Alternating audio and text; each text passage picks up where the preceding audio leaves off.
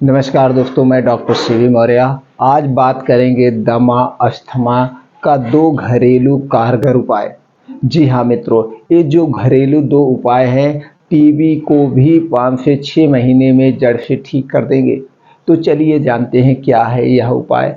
दोस्तों एक बात और जानिए, पहले उपाय को आप जान लीजिए, लेकिन जब आपके शरीर में कोई भी बीमारी हो तो सबसे पहले उसके कारण को जानने का प्रयास करिए। जब आप उसके कारण को जान जाएंगे और उसके कारण को हटा देंगे, निवारण आसान हो जाता है। तब उस मर्ज को आप जड़ से खत्म कर देंगे। तो दोस्तों आज हमें यहाँ जानेंगे दमा क्यों होता है, दमा होने का कारण क्या है, क्या इसे जड़ से ठीक किया जा सकता है, या हम कैसा उपाय अपनाएं हमें दमा हो ही ना। अब जिसको नहीं हुआ है, जिससे उसे दमा ना हो, तो सबसे पहले उपाय जानते हैं और उसके बाद जानेंगे उसके कारण को। तो दोस्तों आज हम आपको जो उपाय बताने वाले हैं, गोमूत्र, गाय का मूत्र, ये अमृत के समान है। अब इसके पहले हम जान लेते हैं गाय के मूत्र में क्या क्या पाया जाता है। गाय के मूत्र में नाइट्रोजन पाया जाता है, sulphur, sodium, magnesium, iron, calcium, vitamin A, B, C, D जैसे तत्व पाए जाते हैं। दोस्तों गाय मूत्र का इस समय आयुर्वेद में बहुत ज़्यादा इसका प्रयोग हो रहा है और लाभ भी अच्छा से मिल रहा है।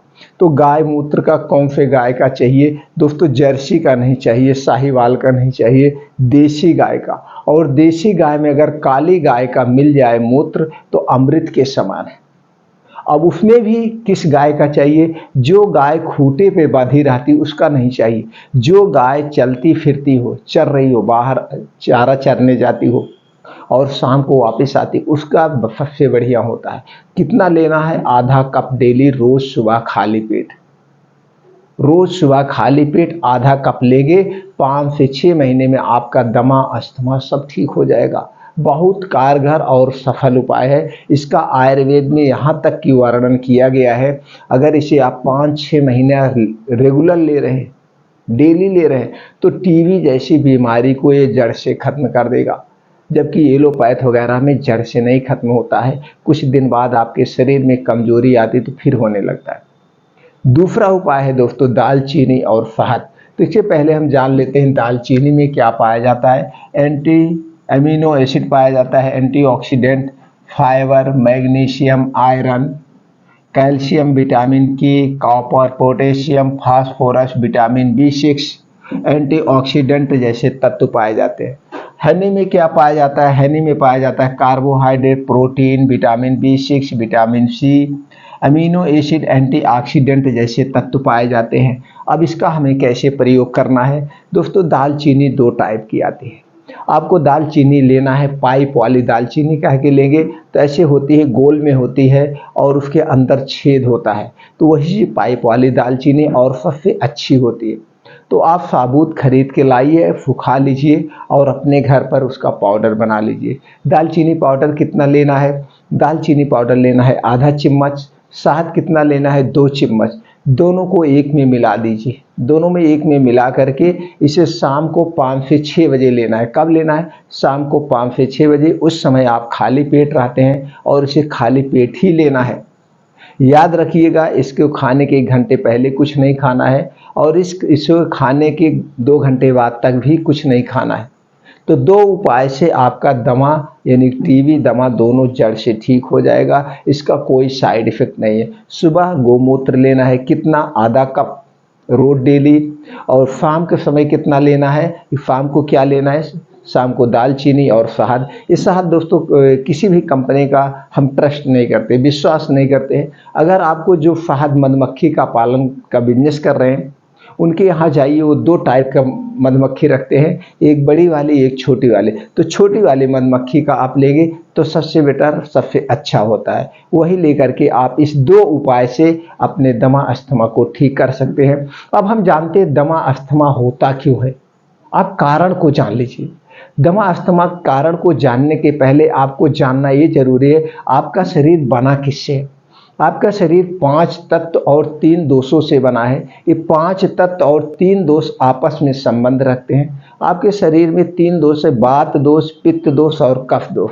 अब जब आपके शरीर के 3 दोष गड़बड़ होते हैं तभी आपके शरीर में बीमारियां होती हैं। आपका वात दोष गड़बड़ हो गया तो आपके शरीर में 50 से 60% बीमारियां होती हैं, और जब पित्त दोष गड़बड़ होता तो आपके शरीर में 15 से 20% बीमारी होती है, और जब कफ दोष गड़बड़ होता तो आपके शरीर में 5 से 10% बीमारियां होती हैं। यानी कि 100% बीमारी इन्हीं 3 कारणों से होती है। अब इन 3 कारणों को आपको बैलेंस रखना होगा। तो हम सिर्फ यहाँ पे बात करेंगे कफ दोष।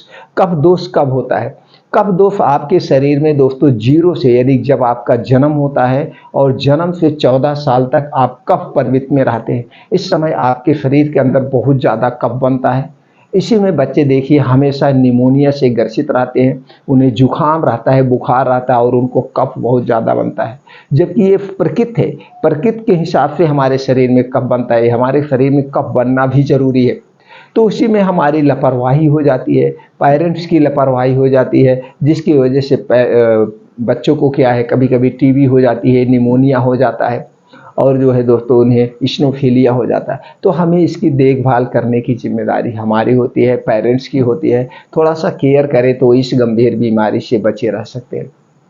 तो आप जान गए आपका कफ प्रवेश। अब कुछ चीज़ें ऐसी होती है जो हमें नहीं खाना चाहिए। हमने जैसे कहा कारण को हटा देना चाहिए। किस कारण से होता है उस कारण को जब आप कोई भी ठंडी वस्तु खा रहे हैं ये आपको कफ बढ़ाएगा। कोई भी ठंडी वस्तु खा रहे हैं, चाहे आइसक्रीम हुआ, चाहे दही हुआ। अब दही जो है आपको खाना चाहिए, लेकिन इस शाम के बाद, इस समय भी होता है, दिन डूबने के बाद कोई भी ठंडी वस्तु हमें नहीं लेना है। चाहे दही, मट्ठा, आइसक्रीम, ठंडा पानी, कोल्ड ड्रिंक्स, जितनी भी ठंडी वस्तुएं हैं इसे हमें खाना शाम के दिन डूबने के बाद नहीं लेना है। अगर हम दिन डूबने के बाद लेंगे तो दोस्तों हमारे शरीर में कफ प्रवृत्त होगी, कफ ज़्यादा बनेगा, और जब कफ बनेगा तो कफ से संबंधित हमारे शरीर में 20% बीमारियां होंगी, जिनमें से एक है दमा, अस्थमा। एक तो ये हो गया। तो आप कारण समझ गए किस कारण से हो रहा है। ठंडी वस्तु नहीं लेना है, कोई भी ठंडी वस्तु नहीं लेना। अब उसका भी साइंटिफिक रीजन है।